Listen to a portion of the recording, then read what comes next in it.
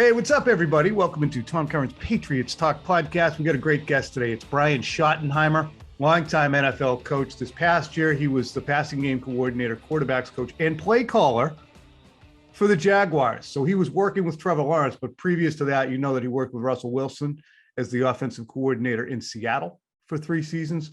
Also, he was offensive coordinator with the Rams, and then he spent 5 years as offensive coordinator with the New York Jets during the Chad Pennington years, one of my all-time favorites.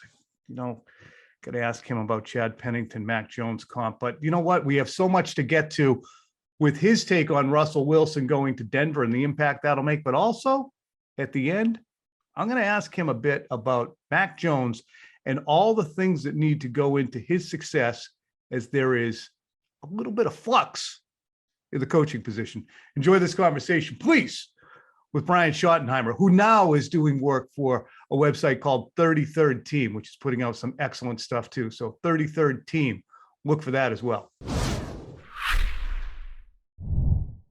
So here's our guy, Brian Schottenheimer. Welcome in. How's it going? Man, it's going great, Tom. How you doing? I'm excellent. And thanks for taking the time. I think that, you know, you're one of the most well-respected offensive coaches in the NFL. You've been in so many places. You came up in the game. And I just think your way of communicating has always been something I've really appreciated. So I think that this is going to be a fun talk. First thing I want to jump into, though, is the huge move in the AFC this week with Russell Wilson going to the Denver Broncos. You coached Russell in Seattle multiple years. He had a shout out to you, I know, when you left there as to how much he appreciated you. What does he do in Denver when he gets plugged in? Well, Tom, I think it's a great situation for both parties. I really think. I think it was it's been brewing for the last 18 months or year.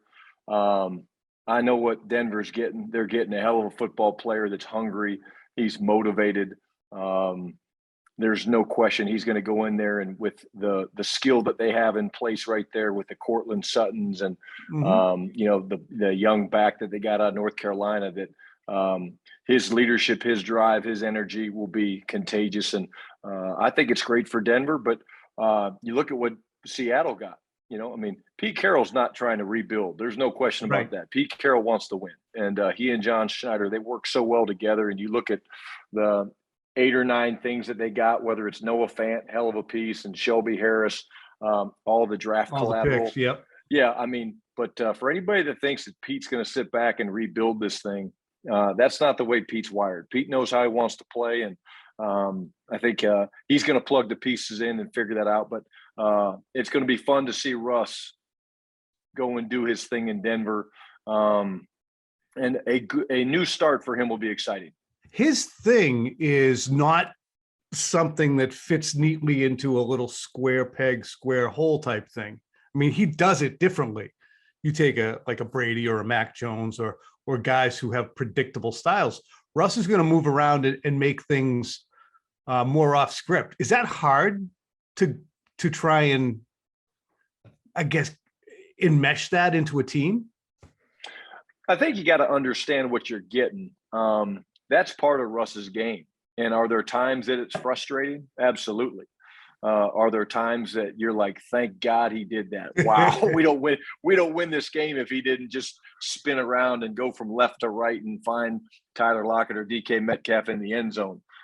So it's definitely different. And again, I think what's going to be interesting to see is as he continues to go up in age, he's made it very clear to the world he wants to play until he's 40.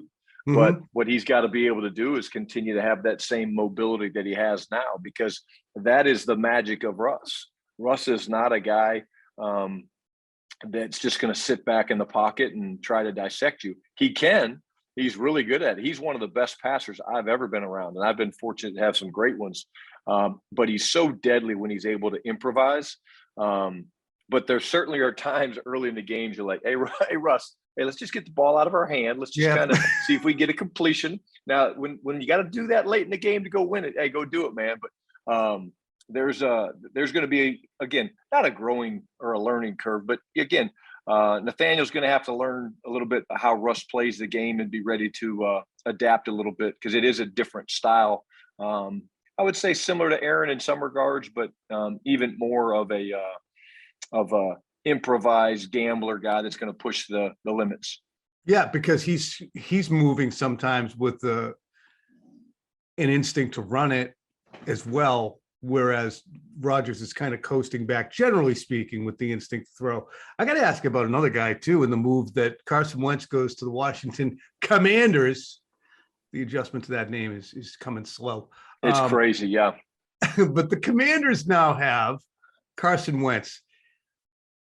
Is a guy like that salvageable? Because obviously he's getting put at the end of the driveway on a routine basis now, and he was so talented just a few years ago. I think so. I think Carson's a guy with a ton of talent. You look at his numbers last year. I think I saw it on TV go across the board last night. I think it was like 27-7. They didn't get to where they wanted to go. Obviously a big number, right? A big cap number. But, playing quarterback in this league is so damn difficult. It's so hard. And there's so much. I mean, whether it's Wentz the mental, people have no idea the mental grind that these guys go through, because it's not just the game planning. Okay, hey, I'm getting ready to play this opponent, and what front do they play, and who do I want to throw at, and okay, well, if they give me this look, what are my checks I have to get to? It's not just that. It's taking care of your body. It's handling the media. It's doing engagements that you have off the field for your brand. I mean, the mental strength and toughness that these guys have to play that position at a high level, like Carson's had to do, is not easy to do. And so I think if they've got the mental toughness, they've got the mental strength, they've got the ability to believe in themselves, if they're surrounded by a good team, and I don't just mean the team that they're going to, so in this case, the Commanders, but more of a team of people, that are Team Carson. I think he will, and I think he'll bounce back. And again, we spoke a little bit more about a guy I know a lot better in Russell Wilson. There's no question this has motivated Russell Wilson. Right. Believe me, he's excited about going to Denver, but he's excited about going to Denver to win and to also show people that, hey, you guys let me go early. I'm going to win multiple championships. There's such massive self-belief with a guy like Russell Wilson because of the demonstrated ability to do stuff that he's already got, whether it's Wentz or these really talented guys are just occurring to me as we talk about this. I'm going to get to Mac Jones because he's the local guy, but whether it's Wentz or Jimmy Garoppolo, who's a talented player, but sometimes just short circuits, or Kirk Cousins, who doesn't short circuit, but retreats. There is the self-confidence, it seems to me, as an observer over a long period of time. And the self-belief is so important for these guys. And if they don't have it, they're casting about a little bit. Is that fair, Brian? Is that part of the care and feeding of a young quarterback? Yeah, I think you nailed it.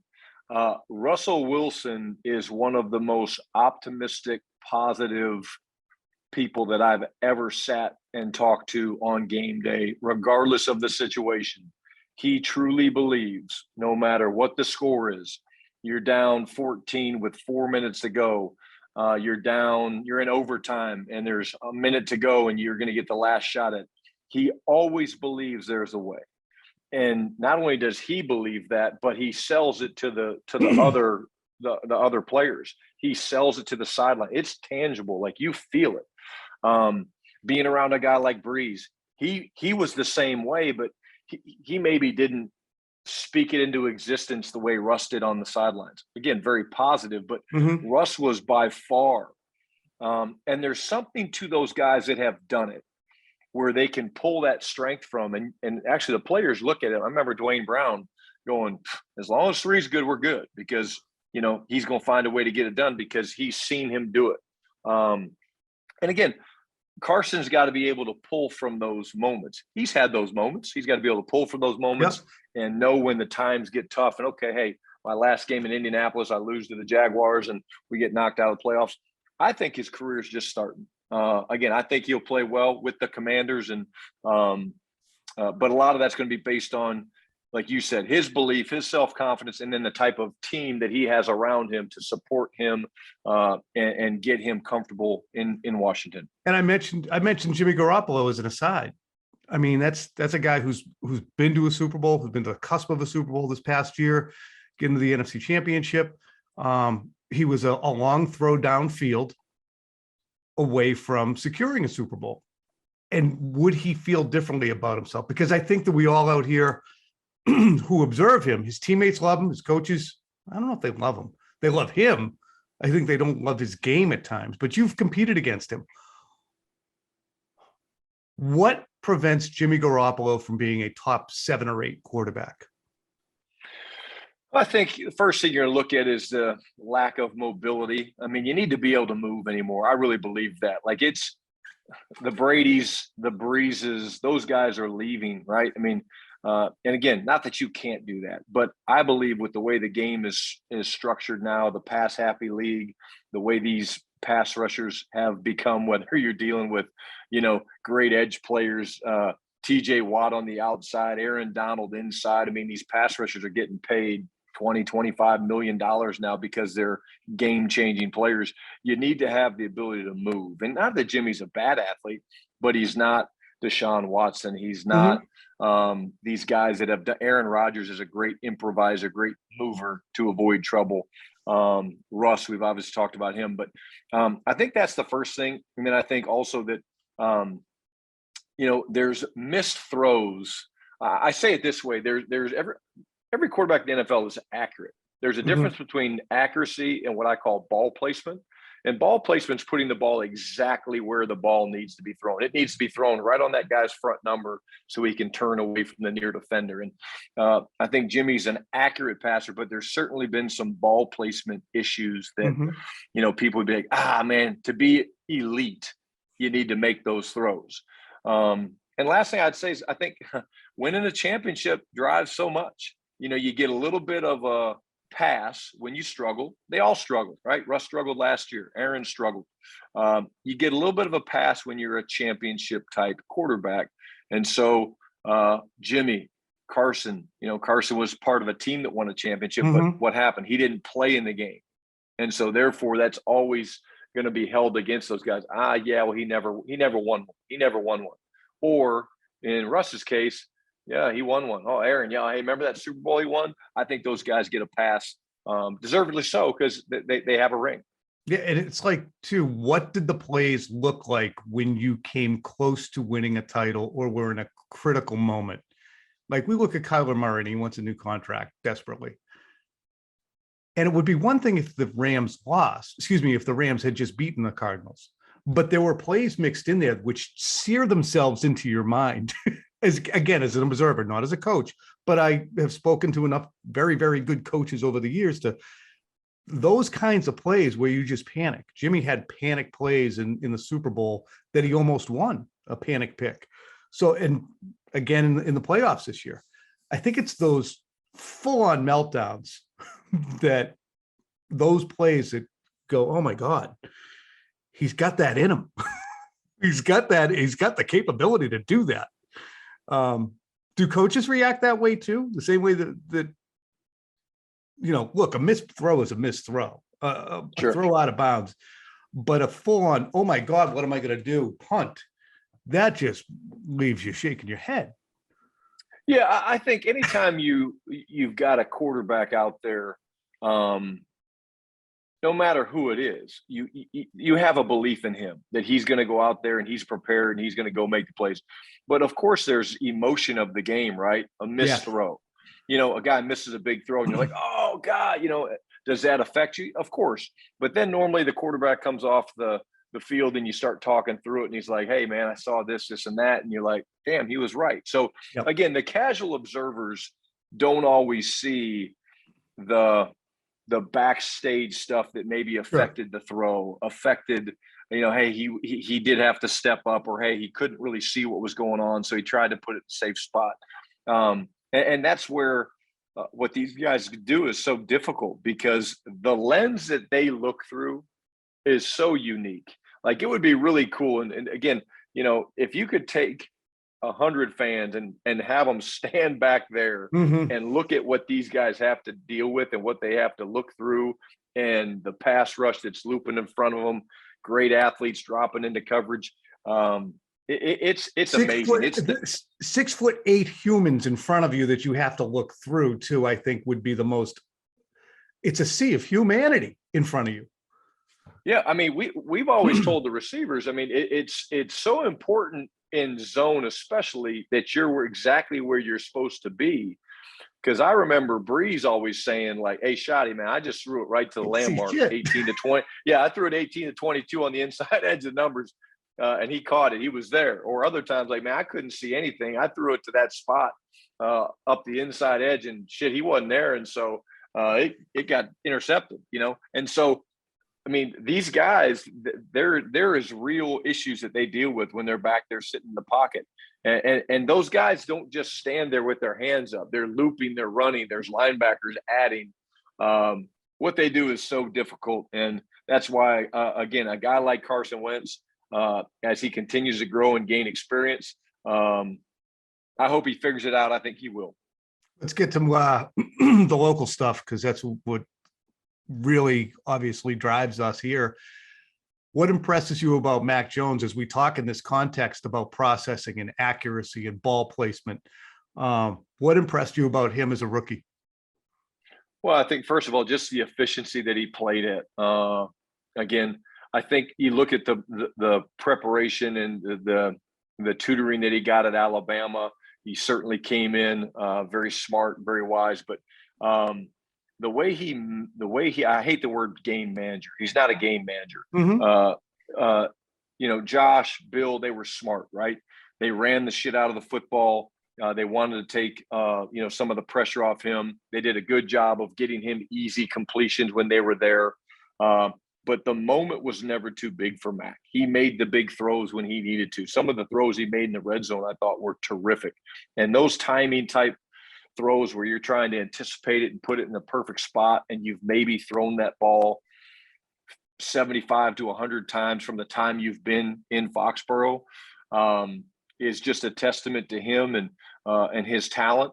And I think I can't think of many quarterbacks that have come in and played at such a high level so quickly. And it's not just a testament to Josh and Bill, it's a testament to Mac and his self-belief and him understanding who he is as a player. That's part of it.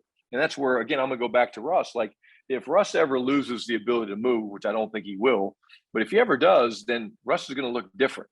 But I think Mac showed great self-awareness of, I know who I am. I'm really smart. I got great anticipation. I've got the trust of my guys, great chemistry with my guys. And you saw a quarterback using all of those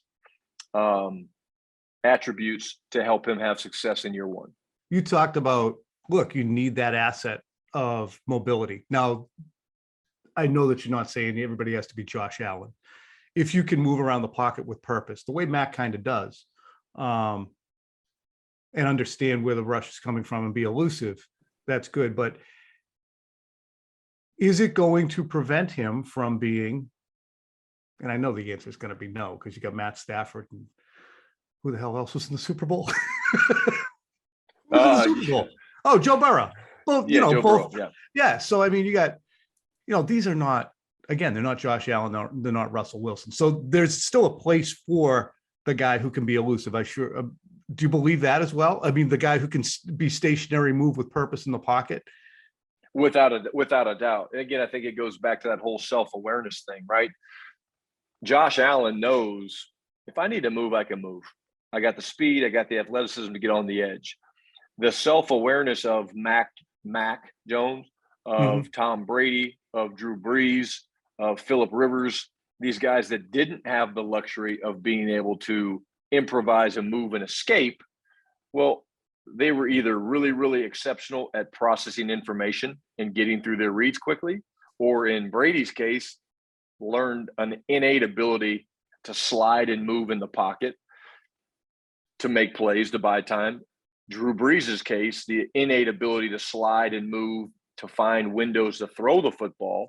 So they all have the ability to, what I would say, fall into the that they can improvise. It's not a cookie cutter league where you have to be able to run a 4-5 or a 4-6 or anything like that. So absolutely he can.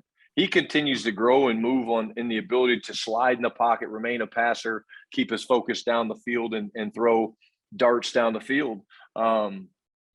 That's all you need in this league. Because again, I do think that the Patriots did a great job of protecting him this year and will do it again next year as well.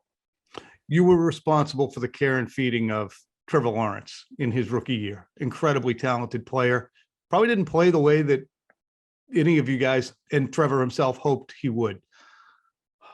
What will be necessary for the care and feeding of Mac Jones in year 2, especially with Josh McDaniels leaving? What is Mac going to miss with that? And I'm sure they'll have somebody taking care of the quarterback position. But with that flux that's going on for him into year 2, and with Josh as talented as he is leaving.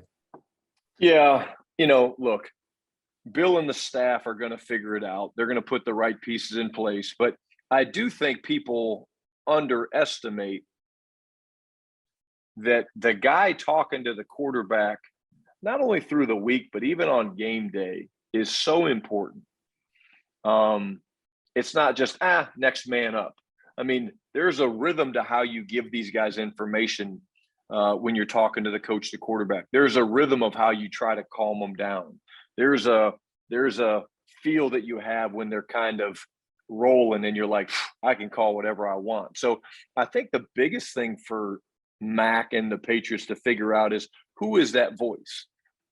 Josh did it at a very, very high level. Josh has got a great personality for that because he's so calm and such a good communicator. But I've always felt like when these coaches get promoted and get a chance to move on and they leave, that's the hardest thing for the quarterback that stayed. Even the elite quarterbacks. I'm talking about guys that have played for, let's use the Drew Brees, for example, when Sean Payton misses a game and Pete Carmichael calls it, it is different to hear a different voice. There's some guys talk fast, some guys talk slow, some guys repeat the play 2 times or the formation 2 times.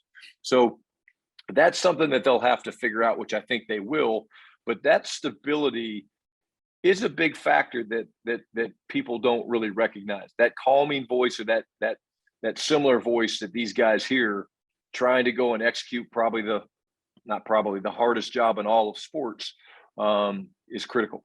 What does a play caller do, Brian? We spend a lot of time talking about, the coordinator position and what the coordinator does, but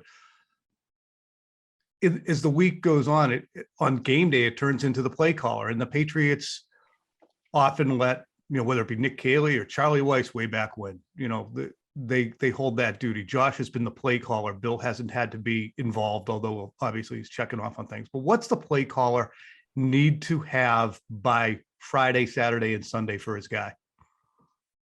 Well, first of all, Tom, I think, when you talk about just the coordinator position, I've always looked at it this way. You're part psychologist because you're dealing with all the different egos. Coaches have egos, players have egos, players want the ball, coaches want their input heard.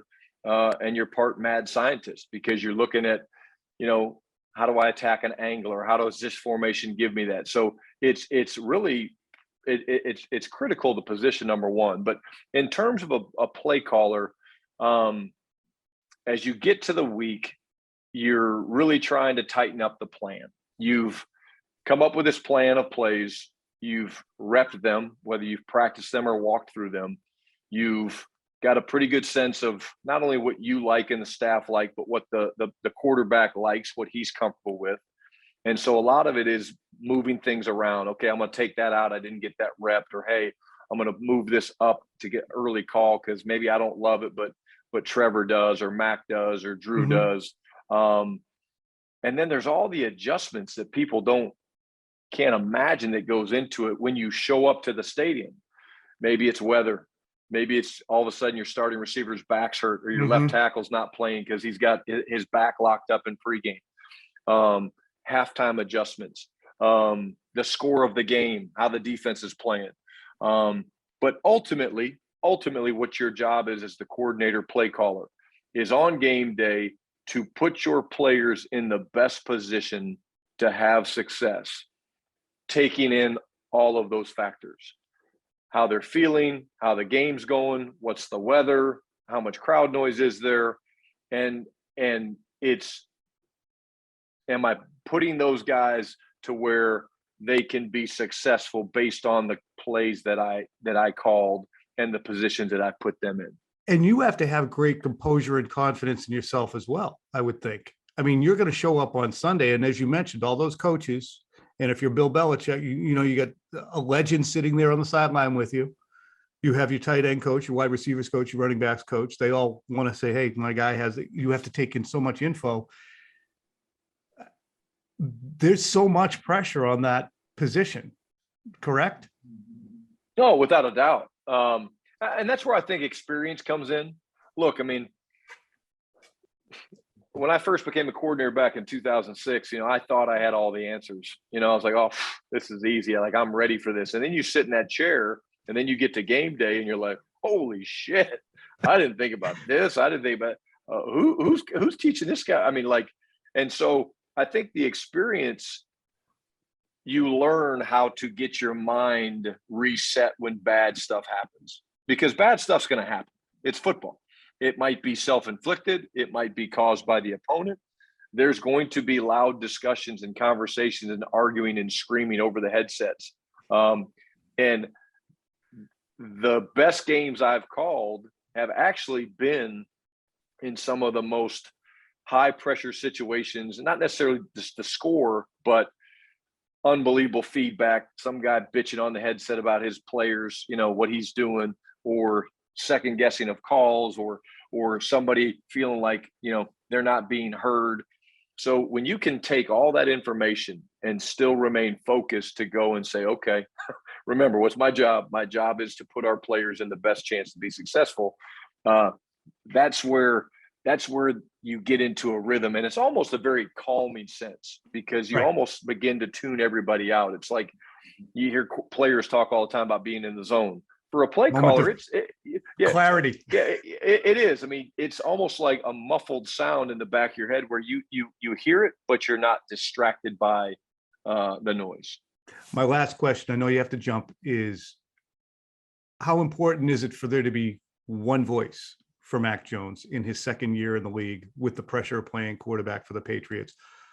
Because as it stands, if there is this ambiguity at the top, no offensive coordinator named, maybe Nick Caley's the play caller, but some guys are going to be involved, Joe Judge and Matt Patricia, and certainly Bill. I look at him like, look, you had one chief last year that you could go to and do all your quarterback whispering, and now seems to be ambiguity. I feel like that's a hard spot for Mac to be in. Well, Tom, I don't think it needs to be one voice. I think you need to limit the voices for sure. Most play callers are going to be involved with the quarterback.